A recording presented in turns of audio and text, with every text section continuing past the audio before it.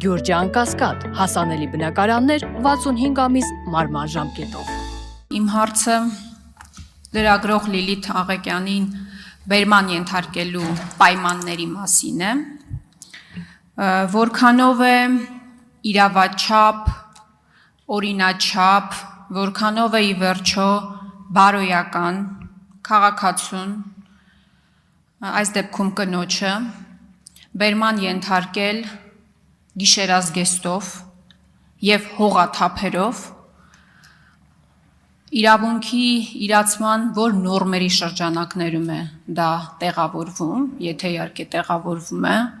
խնդրում եմ ինձ բացատրել, որովհետև ես հիշում եմ, երբ որ 2013 թվականին Ռուսաստանում Հայ վարորդը 18 կարծեմ անձի մահվան պատճառ էր դարձել, իրեն դատարան էին բերել խալաթով և դա արդարացիորեն հարուցել էր հայ հասարակության զայրույթը, որը հիմա իդեպ ես չեմ տեսնում նաև իշխանական պատգամավորների շրջանում, իշխանության ներկայացուցիչներից ոմանք անգամ արդարացման փորձեր են կատարում կատարվածի հետ, հիմա որպես մարդու իրավունքների պաշտպան, որպես կնոջ, ձեզ հարց եմ տալիս, դատապարտում եք, թե չեք դատապարտում այն պայմանները, այն հանգամանքները, որի շրջանակներում բերման է ենթարկվել Լիլիթ Աղեկյանը, ով իդեպ մեղադրվում է խուլիգանության մեջ, ոչ մանկապղծության,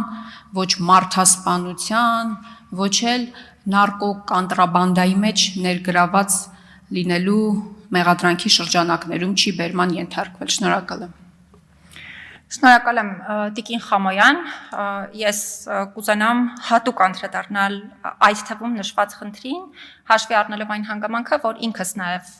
խոսեցի այն մասին, որ իրավապահ մարմինները կոնկրետ խումբ անձանց նկատմամբ պետք է մշտապես կարողանան զգայունություն ցուցաբերել եւ իրենց մոտեցումները պետք է համապատասխանեն այդ խմբերի իրավունքների պաշտպանության համար սահմանված առանձնահատկություններին։ Այո, ես որպես մարդու իրավունքների պաշտպան ճիշտ չեմ համարում այն իրավիճակում, երբ ազատությունից զրկումը չի ծագել անմիջականորեն ծագած կասկածանքի հիման վրա եւ չի տեղի ունենում անմիջականորեն ծագած կասկածանքի հիման վրա, անձին ազատությունից զրկել տնային հագուստով, որը ըստ անձի օգտագործվում է նաեւ որպես գիշերազգեստ եւ հողաթափերով, եւ այնտեղ նաեւ շատ այլ առանձնահատկություններ էլ կան, որոնք, չգիտեմ, ճիշտ կհամարի անձը, որպեսզի ես դրա վերաբերյալ հրապարակային խոսեմ, թե ոչ, եւ այդ առումով մի անգամ էլ կոչ եմ անում մեր բոլոր իրավապահ մարմինների գործընկերներին եւ ոչ միայն, շատ դեպքերում նաև մենք տարբեր զանգվածային լրատվության միջոցներով ենք հրապարակումներ տեսնում, որոնք ընդհանրապես գայունության կոնտեքստին չեն համապատասխանում եւ այլն, ու նաև հանրային գործիչների ելույթներում։ Ես կոչ եմ անում բոլորին, որպեսզի կարողանան ցուցաբերել պատշաճ զգայունություն, որովհետեւ վատ վերաբերմունքի կանխարգելումը ընդհանրապես կապ չունի նրա հետ, թե անձը ինչ արարք է կատարել, որովհետեւ նույնիսկ ամենածանր արարք կատարած անձը պետք է զերծ լինի վատ վերաբերմունքի որևէ տեսակի դրսևորումներ իսկ ինչ վերաբերում է նշված գործի հետ կապված թե մենք Տիկին Աղեկյանի հետ ենք հանդիպել զրուցել, թե ինքս անձամբ 3 Գյումրիում հարազատների հետ եմ հանդիպել զրուցել, իրենց բոլոր բողոքները մեզ ներկայացրել են, դրանցով ես միանշանակ պահանջել եմ պարտադիր քննություն բոլոր ներկայացված մտահոգությունների եւ բողոքների հետ կապված, որովհետեւ եթե կան արժանահավատ տվյալներ վատ վերաբերմունքի որևէ դրսևորման առումով, դրանք առաջին հերթին, այո, պետք է արժանանան պատշաճ գնահատականի մեր երկրում գործող օրենքով սահմանված մեխանիզմներով։ Շնորհակալ եմ։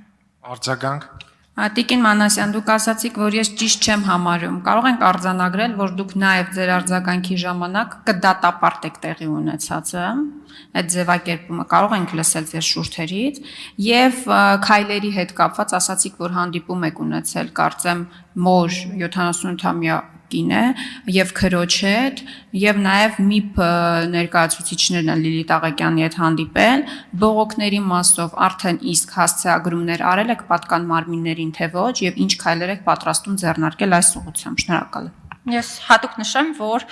նաև հրապարակային եմ խոսել այդ մասին եւ պետական մարմինները ու պաշտոնատար անձինք պարտավոր են այդ թվում մարդու իրավունքների պաշտպանի հրապարակային հայտարարությունները հաշվի առնել խնդիրների հետ կապված, բայց բնականաբար նաև գրավոր ձևաչափով պաշտոնական պարզաբանումներ ենք պահանջել, առաջին հերթին պարզաբանումներ եղելության հետ կապված, որովհետեւ նաև ակնհայտ է, որ ցանկացած դեպքի առումով պետք է կարողանանք լսել բոլոր կողմերին, բայց ես արդեն նշեցի այն հարցի հետ կապված, ինչի հետ կապված ես կարող եմ այս պահին էլ ինքս իմ համար առնվազն եզրահանգում անել, իհարկե եթե չներկայացվեն առանձնահատուկ տվյալներ կամ պարզաբանումներ, որոնք կարող են հակառակի մասին վկայել, ես ճիշտ չեմ հարմարում բնականաբար կնոջը հնարավորություն չտալ փոխելու տնային հագուստը, որը ըստ նրա օգտագործվում է նաև որպես գիշերազգեստ եւ հողաթափերը եւ այդ ձևաչափով տեղափոխել համապատասխան վայր։